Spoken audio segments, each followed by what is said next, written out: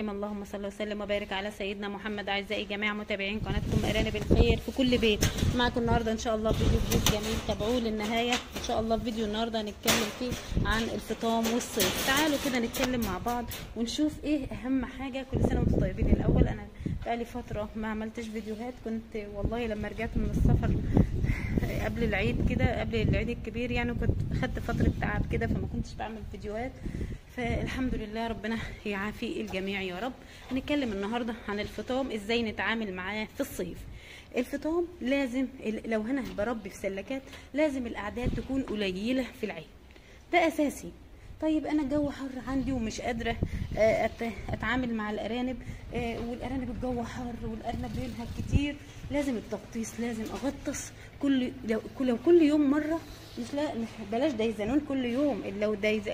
لو هغطس ممكن في ميه ويود. اليود ما بيأثرش على الارنب، ما بيأثرش على الارنب. مش هغطس في دايزانون كل يوم، مش الدايزانون اللي كل يوم، ممكن اليود سهل وبسيط. مره كده هلاقي الجو حر قوي واجيب شويه ميه من الحنفيه عشان برضو ما تبقاش الميه سخنه على الارانب، احط فيها شويه تلج. ممكن عارفين علب الحلاوه البلاستيك، ممكن احطها في الفريزر، جمدها واحط في الميه، احط في الميه مكعب ولا 2 مثلا، اخلي الميه تكون حلوه كده فريش للارنب، واحط 5 سم يود على لتر الميه منهم، اعدهم واشوفهم كام لتر، واحط باذن الله مع بعض. فاحنا باذن الله احنا معاكم النهارده في طبعا مزرعه ارانب الخير. شايفين لازم اساس المزرعه بتاعتي يكون شوف الجو حر جدا بره وفي هواء وطراوه جميله عند الارنب. ده اساس نجاح مشروع الارنب. الارنب مش اولا عمره ما هينتج، عمره ما هيرضع، عمره ما هيلقح، عمره ما هيحول في الحر. الحر صعب السنه دي جدا، وطبعا الكهرباء بتقطع اليومين دول، فلازم الجو يكون عندي متهوي كويس جدا، يكون متهوي كويس عندي جدا علشان الارنب يكون معايا صحته جيده، والاقي الفطام بيحول. مثلا احط الارنب ده مثلا شلته بسم الله ما شاء الله، شايفين حجمه بسم الله ما شاء الله، اشيله من عند امه مثلا، اشيل 5 6 ارانب من عند امهم، بعد اسبوع الاقي فيه فرق في التحويل، الاقي كل يوم بيزيد، كل يوم الارنب بيزيد عندي، احطه على الميزان يزيد فرق جرامات، يبقى انا كده بشتغل صح. لو الارنب ما شلته من عند الامهات الاقيه نفس الحجم ونفس الوزن، يبقى انا كده ماشيه غلط. افوق بقى واشوف انا بعمل ايه. الجو حر عند الارنب زي ما قلنا ازاز تلج واحطها في الفريزر واجمدها، واحط كل عين فيها ازازه تلج، هتلاقي الارنب جاي ينام حواليها وجنبها، وتلاقي الجو عنده بقى كويس، ولاقي الارنب نفسه بقى فريش كده ويجي على الاكل وياكل ويشرب. لازم طبعا في الحر يكون ما فيش نقطه اكل عند الارنب. شايفين الاكل اهو، هم هنا شويه بس صغيرين اهم، لان الارانب دي يعني اكلها بطيء شويه.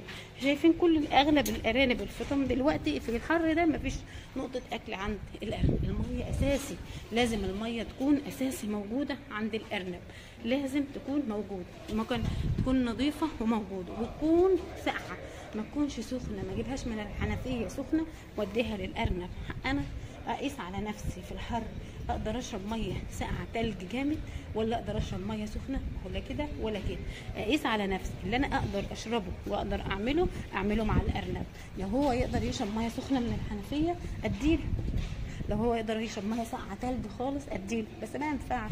انا بقيسه مثلا على الطفل الصغير او عليا انا في الحر، ببقى محتاجه شويه ميه ساقعين، يكونوا مش ساقعين قوي ولا سخنين قوي، بوسط.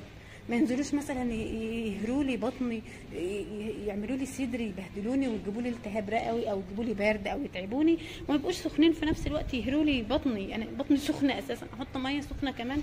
لا، الميه تكون حلوه، شويه تلج في الميه زي ما قلنا، شويه توم وليمون، مره كده في الاسبوع، ويتحط وجبه. مثلا انا حطيت الميه غيرتها الصبح وبشيلها بالليل، واشيلها ما اسيبهاش تبات عشان ما تتاكسدش وتبوظ وتبهدل لي القرن.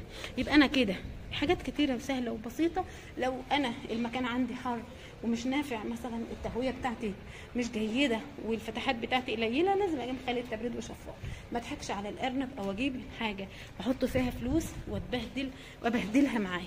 حرام ابهدل شويه ارانب بسم الله ما شاء الله. شايفين الارانب طالعه زي الفل، جميله وحلوه وما شاء الله صحتها حلوه، انا ابهدلها في الحر؟ بحاجات بسيطه وسهله بكل حاجه. معايا فلوس اجيب الخلايا التبريد والشفاط، ما معيش فلوس بشويه تلج، بشويه املاح معدنيه، بالتغطيس، برش اجيب بخاخه كده صغيره واحط سنتيود على لتر ميه وارش على كل الارانب، بس الميه تكون ساقعه، ما تكونش سخنه من الحنفيه، واعملها ارش على الارانب. شايفين بسم ما شاء الله حجم الارنب، بسم الله ما شاء الله، الفطام ما شاء الله زي الفل، لا جرب ولا ودانه فيها مشكله، ولا عينيهم بسم الله ما شاء الله، شايفين عينيهم كلها بتلمع وجميله. الاكل طبعا كويس، والميه موجوده على طول. اتاكد في الحر بالذات الميه تكون موجوده، ميه وقعت نزلت بلت حتى الارانب عشان حطيت ايديا، اتاكد ان النبل فيه ميه.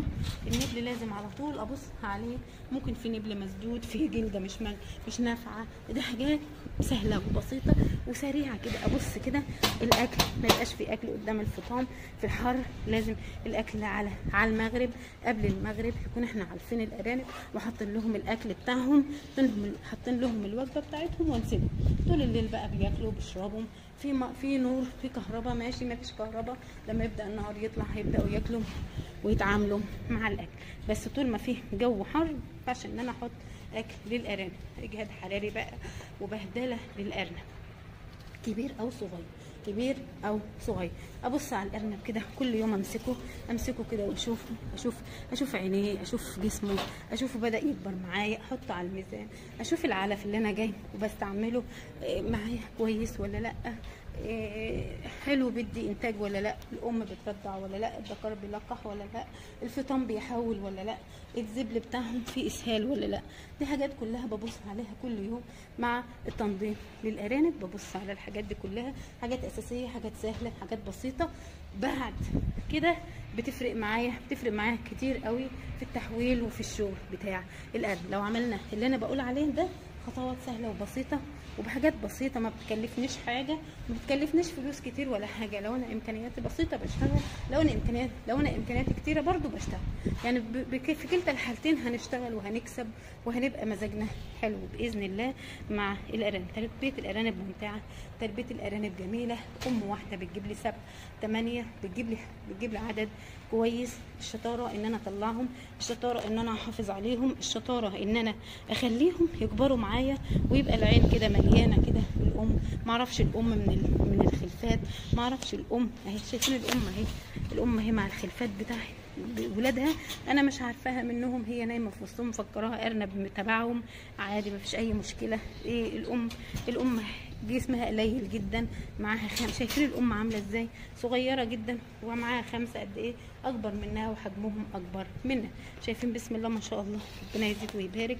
حجم الارنب الفطام مقرب في حجم الام. ده كانت حاجات بسيطه كده قلت اعملها لكم فيديو النهارده وانا موجوده في مزرعه ارانب الخير. ربنا يبارك فيهم يا رب وفي شغلهم، بسم الله ما شاء الله، ربنا يزيد ويبارك يا رب. ان شاء الله هعمل لكم كمان فيديو او 2 من هنا، بس اعذروني معلش انا اتاخرت عليكم في الفيديوهات، معلش كان غصب عني والله. يا رب كده يكون الفيديو قدمت فيه معلومه بطريقه سهله وبسيطه نستفيد بيها كلنا مع بعض. ده اللي عودتكم عليه في ارانب الخير في كل بيت، نربي على الارض، نربي في السلكات، المهم الخبره، المكان، العلف، الارنب الجيد، كل ده يطلع معايا انتاج باذن الله. شايفين بسم الله ما شاء الله انتاجنا، ربنا يزيد ويبارك فيهم يا رب، ويبارك في مجهودهم وفي سعيهم. ونتمنى طبعا ان كل اخت، كل شاب صغير عايز يبدا مشروع، يعمل مشروع الارانب في البيت على الارض او في السلاكه. ممكن على الارض يبدا، لما ربنا يكرمه ويعمل في السلاكه باذن الله ويكبر ويخلي الحاجه بسم الله ما شاء الله كبيره معاه ويكسب. المشروع عايز صبر في الاول، عايز مجهود، بعد كده الخبره بتاعتي، المكان، الارنب اللي انا اخترته يكون مكان كويس وجيد، ويكون برضو المكان يكون جيد التهويه، العلف يكون جيد، الارنب يكون جيد، يبدا المشروع يزيد وينجح معايا باذن الله. ده كان الفيديو بتاعنا النهارده، يا رب ينال رضاكم من اعجابكم، يكون دايما عند حسن ظنكم. استنونا باذن الله فيديوهات جايه كتير باذن الله، هنعمل لكم فيديوهات كتير باذن الله. ربنا يجازيكم كل الخير. بتمنى في التعليقات تبعتوا لي محتاجين اي حاجه، محتاج تقترحوا اي موضوع فيديو ان شاء الله نتكلم فيه مع بعض باذن الله ان شاء الله نتكلم فيه في الايام الجايه.